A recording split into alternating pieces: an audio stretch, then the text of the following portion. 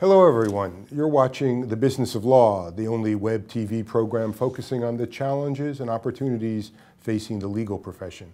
I'm Aric Press, in today for Lee Bockius. We're joined in studio now by Jami McKeon, Chair of Morgan Lewis. Welcome, Jami. It's good to see you. Thanks, Aric. It's nice to see you. As of this week, according to our friends at Law 360, you're now the head of the largest law firm in the United States, the law firm with the most lawyers in the United States. So I see. Congratulations, I think. I suppose I should ask what you're going to do with all of them, but we'll come to that eventually. You're 4 months into your combination with the Bingham McCutchen firm. Maybe you could bring us up to date on how that's going. Sure. Well, I think it's going very well. We had a good week this week because we had an integration meeting in Washington, D.C. for all of our new lawyers with several hundred of our existing lawyers. That had been scheduled for January, but Mother Nature decided to ruin that for us or delay it a little bit. But in a way, it was really a blessing in disguise because I think now people really have their legs under them and have begun working together and really doing all of the things that led us to conclude that this was a smart thing to do. So it actually was a really great week, and I think we've seen already that a number of the factors that made us think that we would be able to provide a broader level of service to our clients if we were to combine, have come to fruition. So that's been very exciting. Maybe you could elaborate a little on that. Sure. Bingham didn't work as a standalone. Why is it going to be better as part of Morgan Lewis? Well, I think that, when I look back, I would not have predicted that we were going to focus on a domestic combination. I mean, even though people say congratulations that you're the largest firm, that was never our aspiration. We didn't do this because we wanted to be the biggest firm in the country or any place else.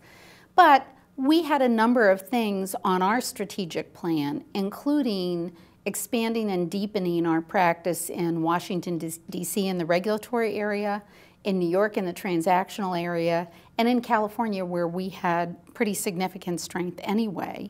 And as we looked at the Bingham practice from a geographic perspective, it fit well with us. Now, Bingham, on the other hand, had nothing in the center of the country and really had wanted to be in Houston, where the barriers to entry now are pretty high, and we'd gotten in several years ago. So geographically, it fit. But I think more important from a practice perspective, there were a lot of practice overlaps. I always try to avoid using the word synergies, but there were a lot of practice opportunities where Bingham had a great structured transactions practice, which was a practice that we really wanted to have, fits very neatly with our financial services practice. We have a great energy practice, which fits very neatly with a terrific environmental practice. The marriage of our antitrust practices was very, very strong because we brought different strengths to the table.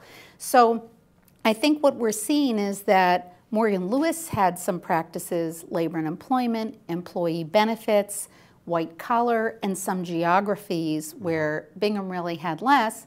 Bingham had some practices, structured transactions, telecom, private equity in California, where we had less.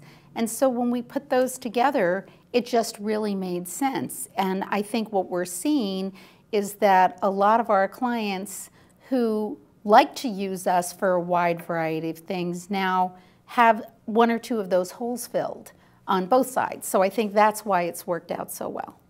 How important is it to you to try to attempt to have a unified culture? Extraordinarily important. In fact, I think it's the most important thing for us, and it's what we spent a lot of time talking about this week. Culture is one of those words that people throw around all the time.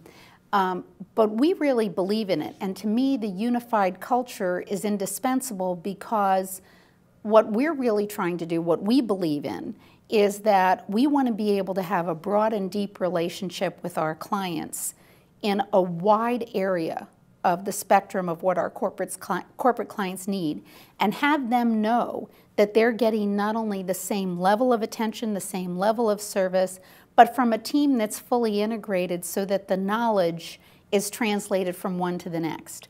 And we do a lot of things to try to emphasize that culture. So for example, our firm has never measured profitability based on geographies or kept separate books and records based on different areas. We operate as a single firm and a single unit, and I think that has been the most significant factor in our relationships we have with our clients. Well, just on that point, it's an internal one, but one of the reasons Morgan Lewis was so successful, I thought, was its effective practice groups and the business management of them. That's correct. Surely you keep a P&L for each of those practice groups to see how they're doing? Well, we do, but we do only for one perspective. So for example, we don't compensate partners based on the profitability of a particular practice. We don't take a practice that is less, quote, profitable or have lower rates and decide that we pay people differently there. Our whole view is that we're all doing this together. One of the reasons, for example, that we're on a point system is we believe in sort of the rising tide lifting all the boats. So although, of course, you have to run your business in an economically wise way, and I think we do that quite well, we don't measure and reward people based on their individualized contribution to profitability, because you want each of your partners, each of your lawyers to be doing what's right for the client and what's right for the firm, not trying to sort of figure out, well, gee, if I'm in this area, I'm worth more, or this area, I'm worth less. Right. But you're past the point of just looking at the top of partners' top line efforts, because we all have learned the hard way the last few years that some of those big books of business turn out not to be very profitable. Absolutely, and in fact, we have, and have had for quite some time, a very robust business team that helps make sure that all of our lawyers understand the business of the practice. And in fact, we work with our clients on that too. So our business team often comes with us when we talk to clients to help clients understand the economics. So absolutely, you've got to know the economics. You have to run like a business, but I think it's really important on the cultural piece of it that everybody views themselves as contributing to the whole, and that's your number one job, is to do what's right for the whole, and not to sort of try to figure out, gee, is this job better than this job? You really don't want your lawyers thinking that way, at least in our view of the world. So these things don't happen overnight. What's your internal goal for accomplishing a unified culture? 18 months, 24 months? I sure hope it's sooner than 18 months. I'm more ambitious than that. I would say, you know, that over time, as we've grown, we've often grown with the inclusion of other groups. And I think that we've developed that common culture relatively quickly. I think part of it depends on how much time and effort you put towards it, how important it is to you. Do you have things in place to really embrace that? So for example, when we brought on the Bingham lawyers, we expanded the size of our advisory board, and we put people from that firm on our advisory board. We appointed co-managing partners in the offices, which we usually don't have, so that we had people from both legacy firms. We did the same thing with our practice groups. So our whole focus has been joining people together in the practice, and in my experience, that's the fastest way you get people culturally working together. So I would certainly hope that, you know, in a year from the time that we started this, you have people feeling like part of the whole. And I actually think for many people it happens a lot sooner than that, and for some it's happened already. Wow. That co-managing partner, co-office leader, co-practice group leader, interesting, sensitive, thoughtful way to go about it. Perhaps not, you haven't done it before this. Do you see this as a transitional step? Get through this period and then go back to one leader for each group? I think probably. I mean, we did expand our advisory board before when the Brobeck folks joined us in 2003. But as a general rule, our firm is not very bureaucratic and it's not very title driven. In fact, what we always tell people who join us is, you know, be careful what you ask for. You get a title in our firm, you have a job, right? I mean, and you have to do that job. Right. And so we usually lean more towards the one person who's the managing partner of an office, and that responsibility isn't a practice responsibility or financial responsibility. It's really to make sure that things are running smoothly in that geography. So I think that we'll probably go back to that, but at least initially, we had a number of cities where there were two separate offices, you know, before we could combine them.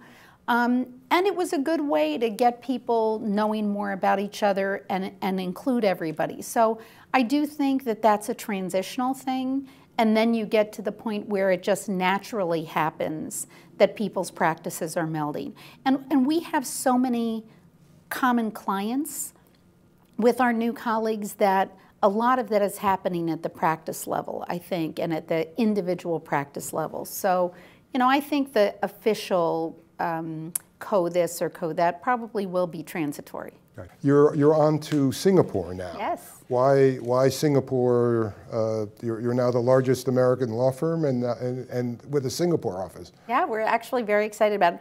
Well, you know, we, like everyone, has been looking very closely at Asia for some time. I mean, no matter whether you're looking just at industry or population or the legal community, you've got to be paying attention to what's going on in Asia. And our growth at Morgan Lewis has always followed our clients' needs. So, you know, we opened in Dubai because we had clients who were investing in Dubai and wanted to see us in that part of the world. Singapore is very similar in that we have a lot of clients, a lot of multinational clients who set up their Asian base of operations in Singapore. And it was becoming increasingly common for our clients to do that. And if you look at our practice mix, we're very strong in energy, financial services, private funds, asset management, disputes, areas that Singapore has really kind of established and been emergent in. So we've had our eye on Singapore for a while, but the model that most firms have used to go into Singapore is not really an ideal one for a one firm, one vision, one culture kind of firm. You know, people have gone in with sort of bolt-ons, or they've gotten these law licenses that restrict what they can do. And we, to your point about luck, we were introduced last fall to the Stamford Law firm, a firm we knew of and knew well, but we were introduced at the management level to that firm, and they were the 6th largest law firm in Singapore, very sophisticated practice in a lot of the areas that we're present in, and they were thinking about globalization kind of in the way we were, which is they didn't want to be somebody's outpost. They weren't looking to have some sort of in name only relationship. They were really looking for an integrated connection. And as we started talking to them, I would say I knew week 2 that this was the perfect partner for us. But it was in the middle of while we were doing a few other things. So maybe it took a little bit longer, but the quality of the lawyers there, the cultural approach to the practice of law, the fact that they will be partners in our firm and that we are focused on a truly integrated offering, it really allows us to achieve what we want to achieve in Singapore and to a certain degree in Asia exactly the way we want to achieve it. So we're really excited about it. Now, the Stamford Law Firm is famous partly because of the efforts they've made in the past with various and sundry Western firms.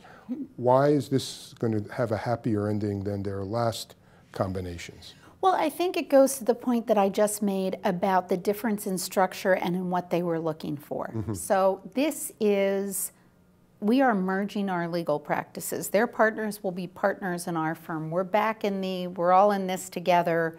We're all focused on collaborating. I mean, one of the very exciting things was on the first day this was announced, I think we had, I can't remember whether it was 10 or 12, immediate clients of one side or the other saying, oh my gosh, can you do this? Can you do this? So we had tax matters, telecom matters, international dispute resolution matters right from the bat.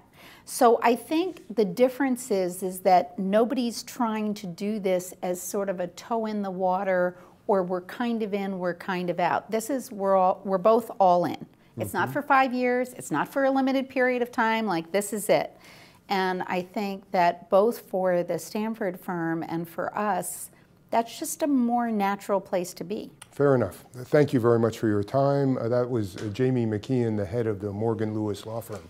That's what we have for the week. If you would like to see more of the stuff we're working on, be sure to check out mimesiswebtv.com, as well as Facebook, LinkedIn, and Twitter. I'm Aric Press. Thanks for joining us.